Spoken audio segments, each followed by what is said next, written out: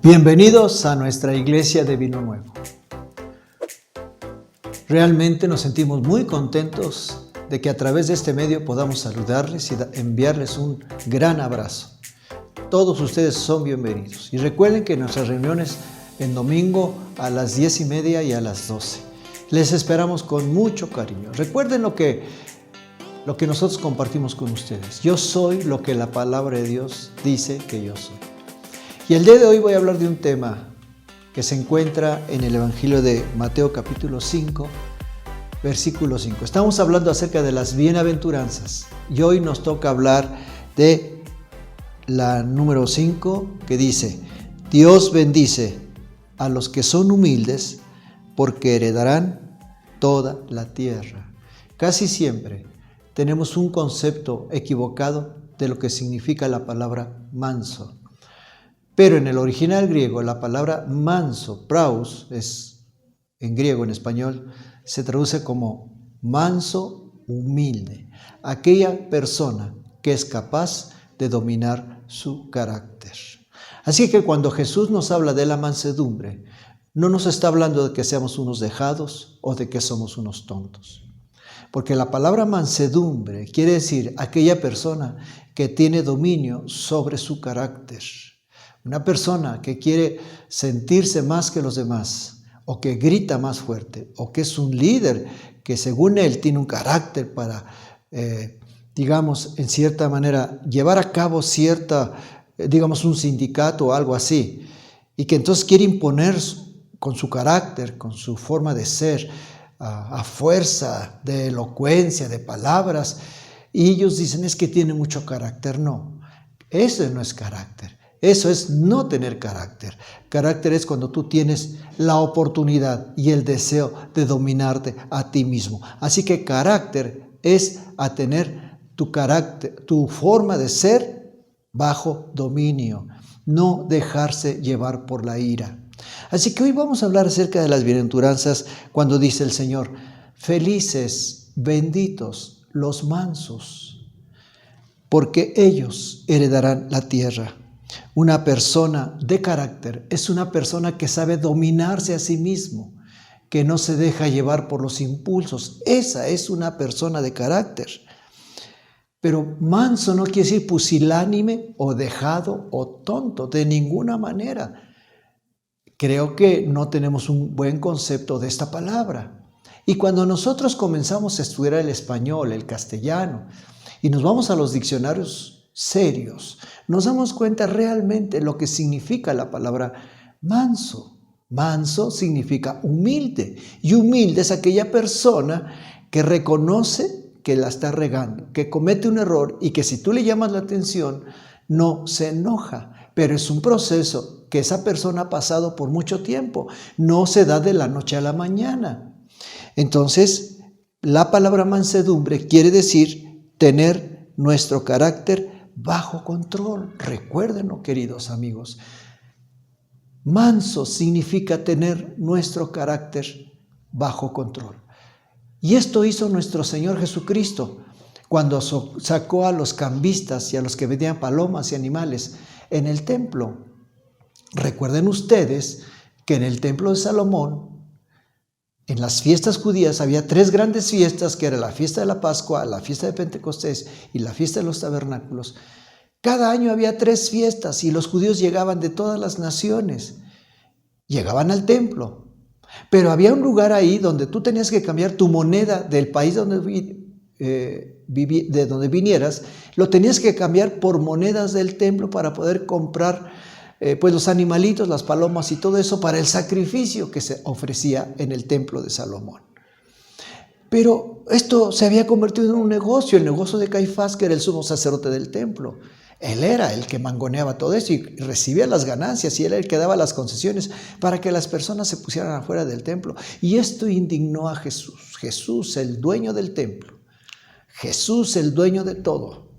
Dice la Biblia que sacó un látigo y comenzó a volcar las mesas de los cambistas y de los animalitos que llevaban. Y eso trajo un descontento entre los líderes religiosos. Dice la Biblia: el celo de tu casa me consume. se cumplió lo que la palabra de Dios dice acerca de Jesús. El Hijo de Dios, el dueño de todo, el dueño del templo, se indignó, pero su ira fue una ira controlada. No se dejó llevar por la ira. Y muchas personas dicen, ay, dice, no le busquen porque le hallan. Yo no soy cuando me enojo. Muchas personas, cuando se llenan de ira, son como Hulk. Cambian su cara, cambian su forma de ser y realmente se revela lo que es esa persona. No le busquen porque me hallan, porque entonces voy a convertir en hombre verde, ¿no? Eso no es carácter.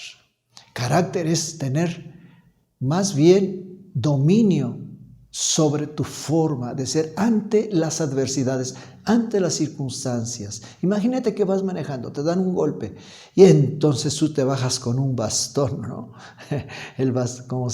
Algunos taxistas se bajan enojados con un bastón para golpear al que los golpeó. Bueno, esa es una persona que se parece a Hulk, no tiene dominio sobre su carácter. Pero Dios nos ha llamado a reconciliar, Dios nos ha llamado a la paz, no a hacer la guerra, sino la paz. Cuando uno conoce a Jesús, uno tiene el dominio bajo control, porque cuando uno se entrega a Jesucristo, el fruto del Espíritu Santo comienza a manifestarse en uno. Gálatas 5:22 dice, mas el fruto del Espíritu es amor, gozo, paz, paciencia, benignidad, bondad, fe, mansedumbre y templanza. Mansedumbre, ¿qué quiere decir? Que tu carácter está bajo el control de Dios cuando tú aceptas a Jesús. Entonces, si tú todavía no tienes esta experiencia de reaccionar con humildad ante los agravios, ante las críticas, ante las personas que te hacen daño, si no tienes la capacidad de reaccionar de una manera positiva y con sencillez y humildad, quiere decir que Dios todavía no ha terminado ese trabajo en tu corazón. ¿Por qué mucha gente reacciona de esta manera con mucha agresividad? Porque tiene muchas heridas en su corazón. Entonces, cuando Jesús habla y dice, bienaventurados, felices los que reaccionan siendo ecuánimes, con paciencia, felices los que son humildes, porque ellos heredarán la tierra. Y cuando yo estoy hablando de este tema, me acuerdo de Nelson Mandela, presidente de Sudáfrica. Él estuvo 27 años en la cárcel, pero esos 27 años en la cárcel le sirvió para dominar su carácter, su forma de ser, su forma de reaccionar. Porque él fue un luchador social desde que era muy jovencito y siempre estuvo al frente para emancipar a su nación, porque los negros no tenían derechos, los blancos eran los que habían tomado dominio sobre esa nación, eran los presidentes, eran los que ocupaban puestos importantes, y los negros eran un cero a la izquierda, abusaban de ellos. Pero es algo interesante con esa nación. Cuando Nelson Mandela llegó a la presidencia, porque él luchó por la presidencia, después de estar en la cárcel, hizo de su mandato una política que no deberían de vengarse los negros de los blancos.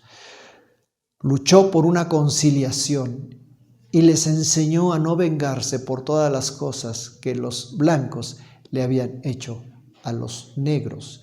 Entonces, él tuvo esa política de restaurar y de reconciliar a las dos razas, tanto la negra como la blanca, y recibió posteriormente el Premio Nobel de la Paz. ¡Qué hombre de Dios! Él era cristiano. Cuando era jovencito asistía a la iglesia metodista o a la iglesia anglicana. Así que era un hombre que conocía de Dios, que conocía de la palabra de Dios. Pero también me acuerdo de José el soñador.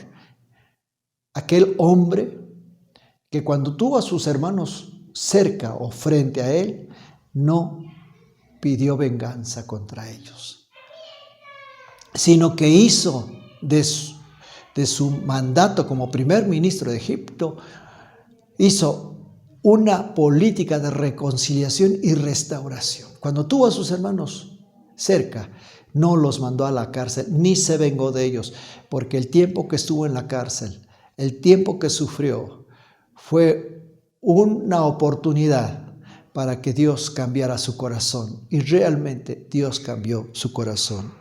Pero fíjense nada más lo que dice aquí, lo que estamos leyendo, que checa perfectamente con el Salmo 37:11.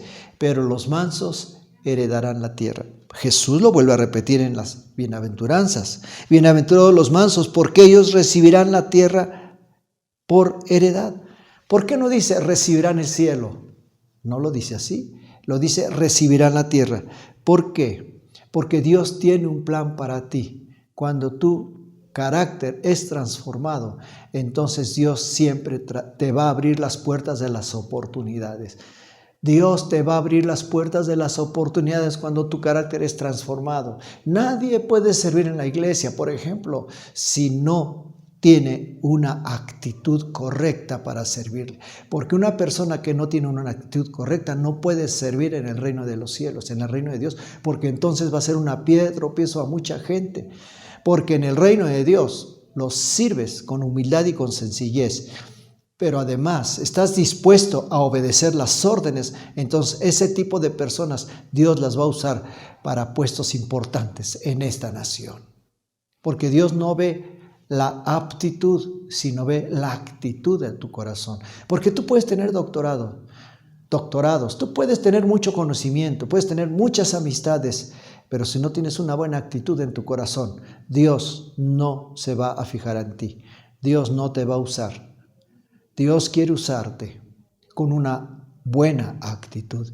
Ahora, ¿por qué tenemos malas actitudes? Porque quizá tenemos muchas heridas en nuestro corazón. Una persona que tiene heridas siempre va a sospechar de todos. Nunca va a obedecer órdenes. Siempre va a poner pretextos. Siempre se va a creer autosuficiente. Es una persona con mucho orgullo porque tiene muchas heridas. Una persona que es muy orgullosa es porque tiene muchas heridas. ¿Por qué? Porque está puesto un caparazón para que ya no le vuelvan a lastimar. Y entonces, como ya no quieren que le vuelvan a lastimar y como tiene muchas heridas y no quiere salir de esa situación, de ese bache, entonces se pone un caparazón para que ya no lo sigan lastimando. Entonces, querido amigo que me estás viendo en esta tarde, yo quiero decirte algo, que tú tienes que sanar de tus heridas. Si tú de pronto has descubierto que tienes problemas de personalidad, y es porque quizá tengas muchas heridas, si tú no te llevas bien con esa persona, si tú la criticas, si tú te crees más que los demás, es porque tienes heridas en tu corazón. Y precisamente la palabra humildad quiere decir ver a los otros como mayores que uno. Eso quiere decir la palabra humildad, ponerse debajo de. En latín, humilites, ponerse debajo de él. ¿Qué quiere decir? Que cuando veas una persona, la que sea, un indígena, un hermano indígena, o la persona más prominente, o más inteligente, o más rica, o más poderosa, siempre debes de pensar, esa persona es mayor que yo, siempre. Nunca menosprecies a nadie, porque todos nosotros los seres humanos fuimos hechos a la imagen de Dios. Nunca menosprecies a nadie. Y eso quiere decir humildad. Humildad es decir de ti mismo, esa persona es mayor que yo. Eso es humildad. Entonces María lo entendió muy bien. En Lucas capítulo 1, versículos 51 al 53 dice así: esparció a los soberbios en el pensamiento de sus corazones, quitó de los tronos a los poderosos, exaltó a los humildes,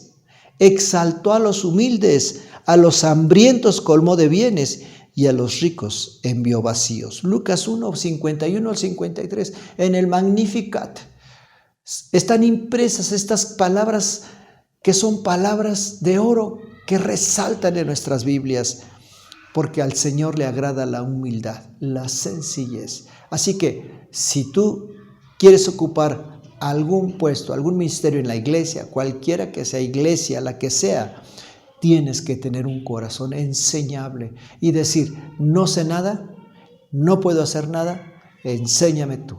Si tú quieres saber más de Dios, tienes que tener esto en pensamiento. No sé nada, enséñame tú. Y la persona que quieras que te guíe, tienes que tomar la decisión de decir, sí, enséñame tú, no sé nada. Así que Pablo lo dice en Efesios capítulo 4, versículo 26. Además, no pequen al dejar que el enojo los controle. No permitan que el sol se ponga mientras siguen enojados, porque el enojo da lugar al diablo, ¿verdad? ¿No es cierto? Quiere decir, es normal que nos enojemos, es natural, somos seres humanos, pero no permitir que ese enojo dure todo el día. Así dice Pablo, airaos, es decir, enójense, pero no pequen, no se ponga el sol sobre su enojo. Quiere decir, enójate, pero que no pasen muchas horas, porque si tú permites que el enojo te domine, entonces va a venir el diablo y te va a dominar. Así que no permitas que el enojo te domine, porque el enojo te puede llevar a la amargura, y a la amargura te va a llevar al resentimiento, y al resentimiento te va a llevar a que tengas muchos enemigos. Y al rato a esa persona no la vas a poder ver ni en pintura. Y cada que tú veas a esa persona, vas a recordar lo que te hizo, porque una persona que tiene mucha soberbia recuerda con mucho dolor lo que le hicieron. Es la verdad, ¿no es cierto?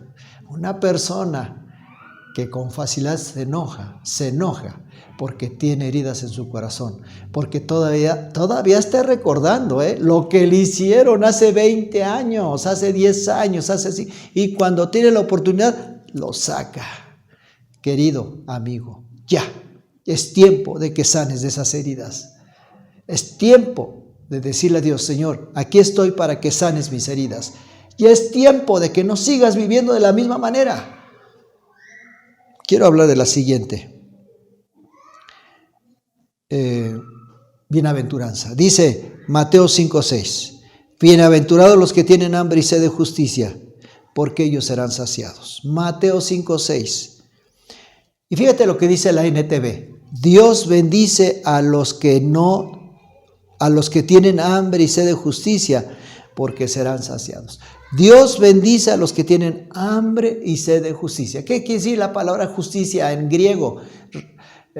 Traducida al español, dikaios. Quiere decir, Dios bendice a los que tienen o desean hacer la voluntad de Dios. Justicia quiere decir hacer la voluntad de Dios. Eso quiere decir la palabra justicia en el Nuevo Testamento. No es el pensamiento griego. La palabra justicia en el pensamiento griego quería decir dar a cada quien lo que le corresponde. No, ese es el pensamiento o la filosofía griega, Aristóteles. No, la Biblia en el Nuevo Testamento es otra cosa. Justicia quiere decir hacer lo que Dios nos exige hacer. Entonces, podría traducirse de esta manera. Dichosos los que tienen el deseo de hacer lo que Dios les exige, porque ellos serán saciados.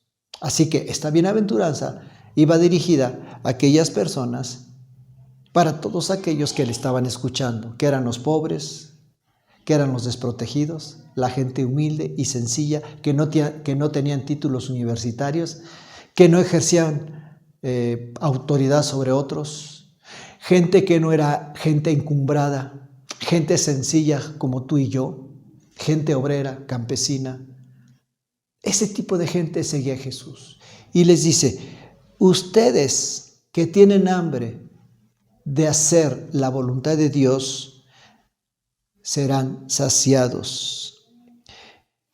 Y claro que la religión del tiempo de Jesús había fracasado, porque los fariseos y los saduceos y todos los religiosos de su tiempo, los líderes espirituales, tenían, aparte de los 613 mandamientos que encontramos desde Génesis hasta Malaquías, tenían más de 3,000 estatutos que le habían añadido a la ley de Dios. Si tú lees la Mishnah, que es un comentario del Talmud, o más bien es el pensamiento de los padres del judaísmo, de los rabinos muy brillantes, le añadieron muchos mandamientos y muchos estatutos que pues no estaban en la palabra de Dios, ¿no? Entonces el camino para llegar a Dios era muy difícil, lo habían hecho casi imposible, pero cuando Jesús viene, Él nos dice, en esto se resume la ley de Moisés, en estos 2 mandamientos, amarás al Señor tu Dios con todo tu corazón, con toda tu alma y con todas tus fuerzas, y a tu prójimo como a ti mismo. Jesús nos quitó esa pesada ley y nos dio algo más liviano. Podemos hacer la voluntad de Dios si guardamos estos 2 mandamientos. Pero queridos amigos, estos 2 mandamientos no se pueden tampoco guardar en nuestras propias fuerzas. Necesitamos a Dios que venga a nuestro corazón. Necesitamos invitar a Jesús a que venga a nuestro corazón para que Él cambie nuestra manera de ser, nuestra manera de vivir, nuestra manera de pensar, y entonces Él escriba sus mandamientos dentro de nosotros y podamos hacer la voluntad del Padre. Recuerden lo que dice el Salmo 51, versículo 17. Fíjense lo que dice: el sacrificio que sí deseas es un espíritu quebrantado. Tú no rechazarás un corazón arrepentido y quebrantado delante de Dios. Entonces, es como si Jesús les dijera: ustedes que tienen hambre y sed de hacer lo que Dios le agrada, serán llenados de todo bien. Pero ¿cuántos de nosotros hemos perdido esa comunión con el Dios, con el Padre? Muchos de nosotros ya no vivimos la vida cristiana, sino sobrevivimos. Nos hemos acostumbrado después de esta pandemia a estar en nuestras casas. Ya no queremos ir a nuestras iglesias. Ponemos muchos pretextos, ya nos acostumbramos a la comodidad. Y muchos han regresado a trabajar los domingos. Han dejado a Dios. Han permitido que los problemas, han permitido que el trabajo ocupe el lugar de Dios. Y sabes una cosa, necesitas volver a tu primer amor. Apocalipsis, en el capítulo 2 dice: pero tengo unas pocas cosas contra ti, que has perdido tu primer amor. Quiero que pienses en este momento, ¿qué es lo más importante en mi vida? En este momento, ¿Dios o mi trabajo? ¿Dios o descansar? ¿Dios o el juego? Ponte a pensar qué es lo más importante en tu vida en este momento. La gente, cuando está yendo a sus iglesias, está llegando tarde. Ya no le importa a Dios. Se han vuelto religiosos.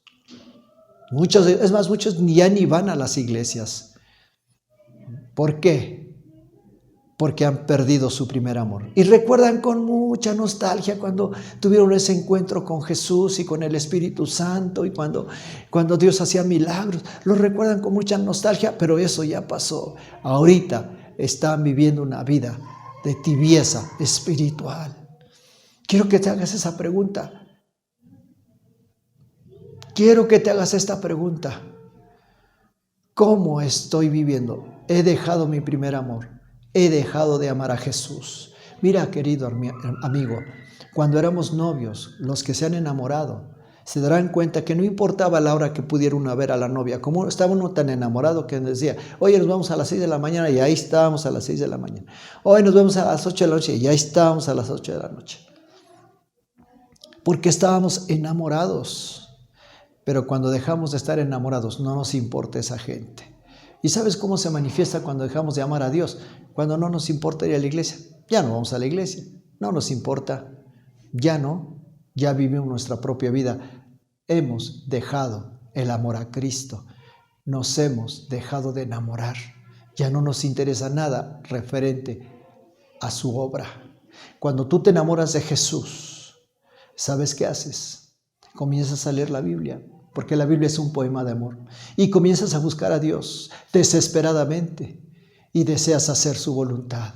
Cuando tú estás enamorado de Dios, no te importa dejar todo por estar en la iglesia, porque para ti es importante estar ahí, porque la iglesia es una extensión de Jesús. Jesús fundó su iglesia como una extensión de su vida y de su ministerio.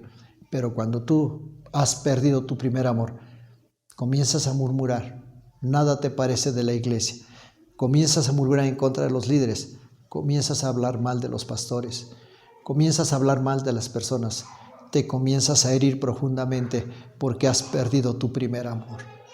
Querido amigo, regresa a tu primer amor.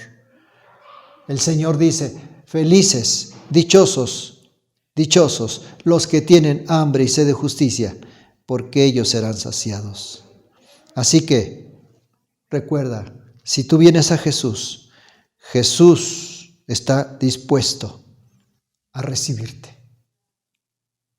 Dile al Espíritu Santo que nuevamente venga y te llene de su presencia. Yo quiero leerle este Salmo 42, versículo 1 al 3. Dice: como el siervo anhela las corrientes de las aguas, así te anhelo a ti, oh Dios. Tengo sed de Dios, del Dios viviente. ¿Cuándo podré ir para estar delante de Él? Día y noche solo me alimento de lágrimas, mientras que mis enemigos se burlan continuamente de mí, diciendo: ¿dónde está ese Dios tuyo? Así que este hombre, David, escribió el Salmo 42 y estaba pasando por una crisis espiritual y sus enemigos estaban burlando de él.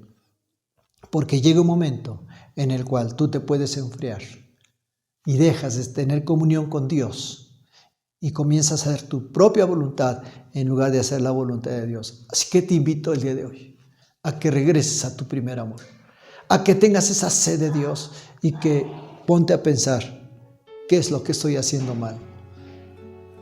¿Por qué me he enfriado?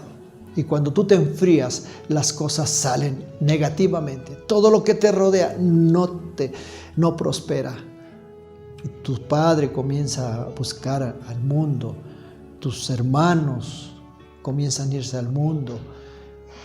La gente que te rodea comienza a tener actitudes muy difíciles porque has dejado tu primer amor. Recuerda, querido, regresa al Señor. Regresa al Señor y todo va a cambiar.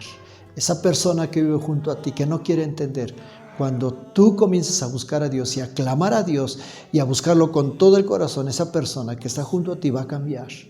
Porque cuando tú cambies, todo lo demás cambiará. Quiero hacer una oración por ti. Padre, yo te pido que aquellas personas, mis amigos, que nos están viendo a través de este medio, sean tocados por tu Espíritu Santo. Perdónanos, Señor, porque no hemos hecho aquello que tú nos mandaste hacer. Hemos hecho solo nuestra voluntad. Hemos hecho lo que nos agrada.